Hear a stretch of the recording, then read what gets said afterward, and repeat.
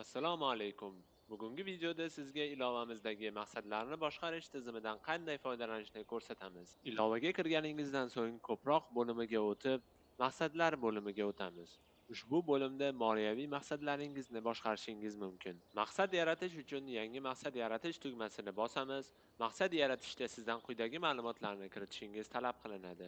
Maqsad nomi, ushbu maqsad uchun yig'ilayotgan pul miqdori, qo'shimcha izoh agar xohlasangiz, muddati, valyuta kategoriyasi va o'zingizga mos kategoriya va rangni tanlashingiz mumkin. Barcha ma'lumotlarni kiritganingizdan so'ng maqsadingiz muvaffaqiyatli yaratiladi. Maqsad yaratilgach, yig'ilgan mablag'ni kuzatib borishingiz mumkin. Mablag'ni maqsad balansiga qo'shish uchun kerakli summani yozing, kerak bo'lsa izoh kiriting, valyutani tanlang va qo'shing. Maqsad bo'limida yig'ilgan mablag'larni va foiz hisobini ko'rishingiz mumkin. Maqsadingizni to'liq amalga oshirganingizda uni arxivga yuborishingiz mumkin. Shuningdek, maqsadlaringizni bosh ekranda kuzatib turish imkoniyati ham mavjud. Bugungi video o'z nihoyasiga yetdi. Rahmat, salomat bo'ling.